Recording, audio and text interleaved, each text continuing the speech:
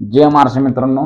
आरपीएफची all इंडियामध्ये RPF railway संरक्षण त्या जागा निघालेल्या आहेत. तर मित्रांनो, तर त्या जागा आम्ही अजून ह्याचा व्हिडिओ बनवलेला नव्हता.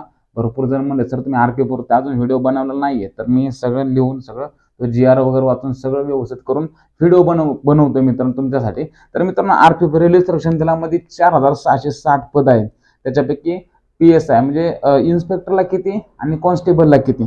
तर आरपीएफ सब इन्स्पेक्टरला 452 पद आहे आणि आरपीएफ कॉन्स्टेबलला 10वी पास वरती 4208 पद. आणि जे सब इन्स्पेक्टर आहे त्यांच्यासाठी ग्रॅज्युएशन पाहिजे, ग्रॅज्युएट पाहिजे. कोणत्या पण शाखेतून असलं तरी काय हरकत नाही, पण ग्रॅज्युएशन पाहिजे. आणि कॉन्स्टेबलसाठी लय जणांची 12वी पूर्ण नसते, त्यांच्यासाठी हा एक गोल्डन चान्स आहे. त्यांच्यासाठी ही 4208 पद आरपीएफने काढलेले ऑल इंडियामध्ये होणार आहे बरं का. नाही की आपल्या फक्त महाराष्ट्रामध्ये मर्यादित. ती जागा पण कमीच आहे तसं म्हणायचं. 4660 ऑल इंडिया भरपूर फॉर्म येतील. आपल्या पोलीस भरतीला 4000 जागा असल्या तरी लाखो 15 लाख फॉर्म येतात. पण आता तर ऑल इंडियामध्ये करोड फॉर्म येतील, तो विषय वेगळा. तर ह्याची डेट सुरू झाली बाबा कधी भरायची. आता सुरू होऊन आता 15 एप्रिलला सुरू झाल्यात. आज जवळजवळ 21 एप्रिल आहे आज. त्यामुळे सुरू होऊन 6-7 दिवस झालेत. भरपूर जणांना माहित नाहीये बाबा फॉर्म भरलं सुरू झाले की आरपीएफच्या जागा निघाल्यात का नाही, ते पण त्यांना माहित नाहीये. तर 15 एप्रिल 2024ला याच्या जागा सुटल्यात आणि ह्याची शेवटची तारीख आहे 14 मे 2024.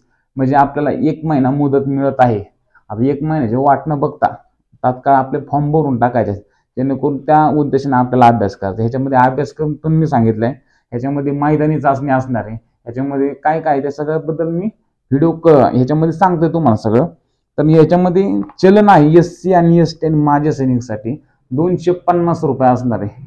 आपल्या पोलीस भरतीला 350 रुपये, पण इथं SC ST आणि माजी सैनिक यांच्यासाठी 250 रुपये आणि OBC EWS आणि ओपन यांच्यासाठी 500 रुपये चलन फी आहे मित्रांनो.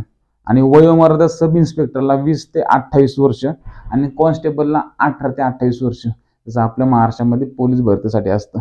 पण कास्टनुसार ST SC यांच्यासाठी 5 वर्षाची सूट देण्यात आलेली आहे आणि OBC यांना 3 वर्ष सूट ह्याच्यात दिलेलं आहे. बाकीच्या कास्टला सूट नाहीये, फक्त SC ST आणि OBC यांना 3 वर्षाची सूट दिलेली आहे. आणि याच्यामध्ये भरपूर जण असं सर आपलं महाराष्ट्र पोलिसांचा पगार किती, यांचा पगार किती, मग पोलीस भरती द्यायची का त्याच्याकडे लक्ष द्यायचं. त्याच्यानुसार यांना पगार पण चांगला आहे. पगार पण मी तुम्हाला सांगतो की सब इन्स्पेक्टरला 35,400 पगार आहे. आता भरपूर ग्रॅज्युएशन पण पूर्ण झालेले आहेत. आता त्यांनी PSIची पण तयारी करतात, राज्याची पण ते पोलीस भरतीची पण तयारी करतात.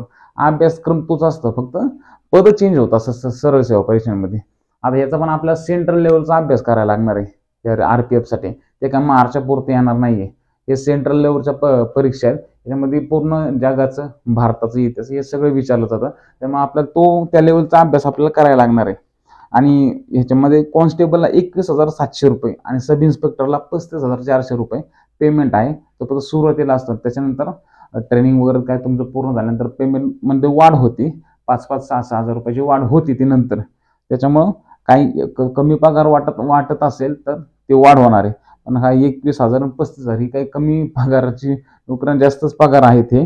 आणि याच्यामध्ये आरपीएफ मध्ये निवड किती टप्प्यांमध्ये होणार, म्हणजे प्रोसेस काय आहे, पण फिजिकल होणार का, काय होणार. तर मित्रांनो, ह्याच्यामध्ये पहिल्यांदा आपली परीक्षा होणार आहे CBT. ह्याच्यामध्ये कम्प्युटर बेस्ड परीक्षा होणार आहे. त्याच्यानंतर म्हणजे आपली लेखी परीक्षा, कम्प्युटर बेस्ड परीक्षा म्हणतात त्याला. आणि शारीरिक मोजमाप चाचणी आणि शारीरिक दक्षता चाचणी, म्हणजे शारीरिक मोजमाप छाती वगैरे मोजतात, उंची मोजतात. परत शारीरिक दक्षता चाचणी म्हणजे 1600 मीटर असणार आहे, 800 मीटर असणार आहे.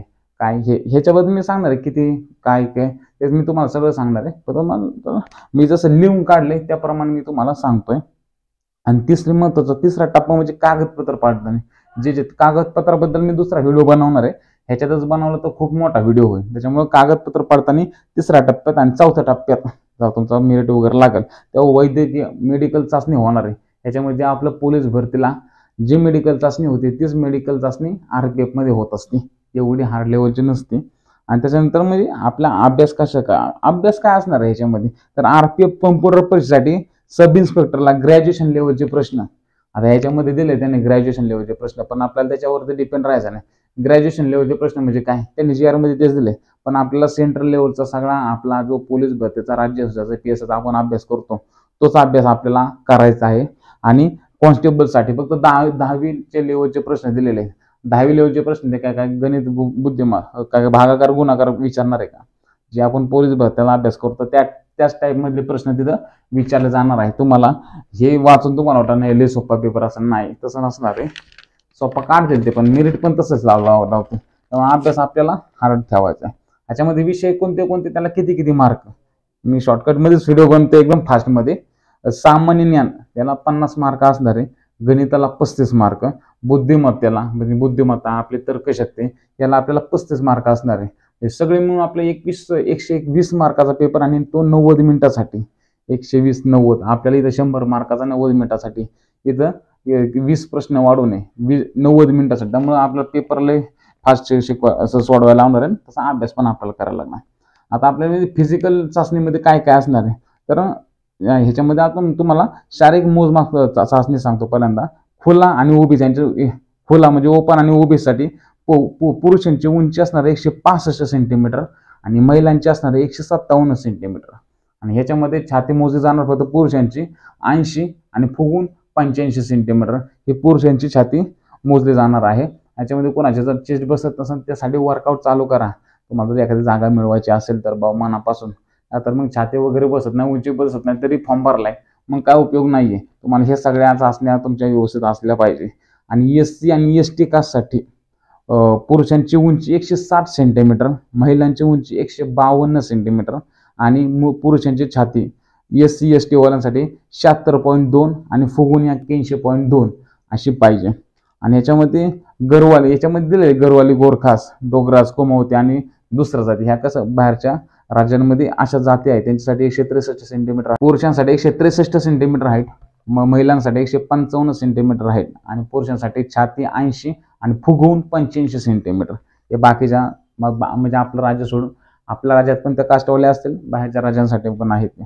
आणि याच्यामध्ये शारीरिक दक्षता चाचणी सांगितली, म्हणजे आपलं फिजिकल मैदानी परीक्षेमध्ये काय काय इव्हेंट होणार. तर याच्यामध्ये पुरुष इन्स्पेक्टरसाठी 1600 मीटर आहे, त्यामुळे त्याचा आहे 6 मिनिट 30 सेकंद टाइम.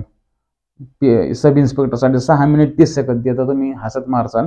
आणि त्यांच्यामध्ये लांब उडी आहे 12 फुटाची, लांब उडी मारायची, लांब उडी. आणि याच्यामध्ये उंच उडी पण आहे 3 फूट 9 इंच उंच उडी करायची. आणि महिला इन्स्पेक्टरसाठी 800 मीटर 4 मिनिटांमध्ये करायचंय, लांब उडी 9 फूट आणि उंच उडी 3 फीट. आणि पुरुष कॉन्स्टेबलसाठी 1600 मीटर 5 मिनिट 45 सेकंदामध्ये, लांब उडी 14 फूट आणि उंच उडी 4 फीट असे त्यांनी दिलेले आहे. आणि महिला कॉन्स्टेबलसाठी 800 मीटर 3 मिनिट 40 सेकंद, लांब उडी 9 फूट आणि उंच उडी 3 फीट अशा प्रकारे फिजिकल चाचणी त्यांनी दिलेली आहे.